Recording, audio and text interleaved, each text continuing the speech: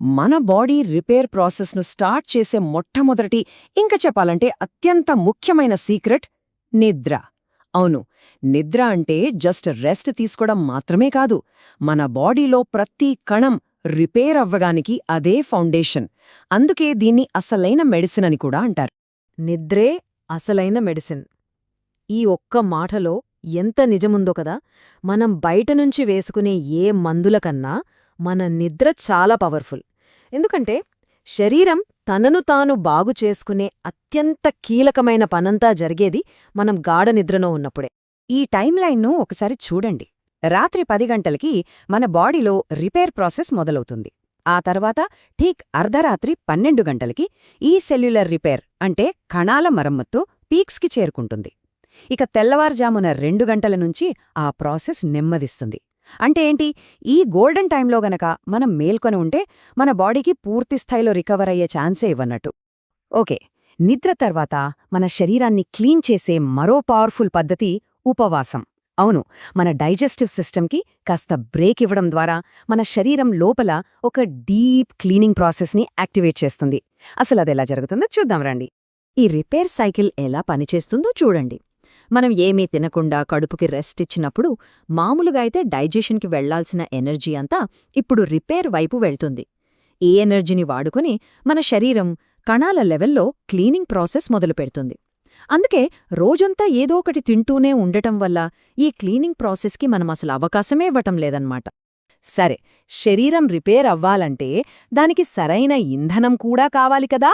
అదే మనం తీసుకునే ఆహారం, నీళ్లు. ప్రకృతి మనకిచ్చిన ఈ శక్తిని మనం ఎలా వాడుకుంటున్నాం అనేదానిపైనే మన ఆరోగ్యం మొత్తం ఆధారపడి ఉంటుంది. మనం చాలాసార్లు పట్టించుకొని ఇంకో ముఖ్యమైన విషయమేంటంటే నీళ్లు. నీళ్లు కూడా ఒక రకంగా మెడిసినే. మన బాడీలో పేరుకుపోయిన టాక్సిన్స్ని అంటే విష పదార్థాలని బయటకు పంపించాలంటే సరిపడా నీళ్లు తాగడం చాలా చాలా అవసరం. ముఖ్యంగా ఉదయం లేవగానే గోరువెచ్చని నీళ్లు తాగితే మన సిస్టమ్ మొత్తం రీసెట్ అయినట్టవుతుంది. మనం తీసుకునే ఆహారం మన బాడీపై 2 రకాలుగా పనిచేస్తుంది. ఒకటి ప్రాసెస్డ్ ఫుడ్, ఇది శరీరాన్ని పాడుచేస్తుంది. రెండోది న్యాచురల్ ఫుడ్, ఇది శరీరాన్ని బాగుచేస్తుంది. అంటే ఆకుకూరలు, పండ్లు, ఇంట్లో వండుకున్న సింపుల్ భోజనం. ఇవన్నీ మన బాడీలోని హీలింగ్ ప్రాసెస్ని ఇంకా స్పీడ్ చేస్తాయన్నమాట. ఇప్పటిదాకా మనం శరీరం గురించి మాట్లాడాం. ఇప్పుడు చివరిది కాని అన్నింటికన్నా ముఖ్యమైన సీక్రెట్కి వచ్చాం.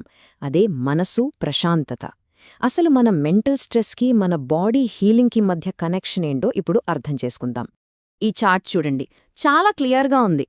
స్ట్రెస్ లెవెల్స్ ఎక్కువగా ఉన్నప్పుడు మన బాడీలో హార్మోన్స్ ఇంబ్యాలెన్స్ అయిపోతాయి.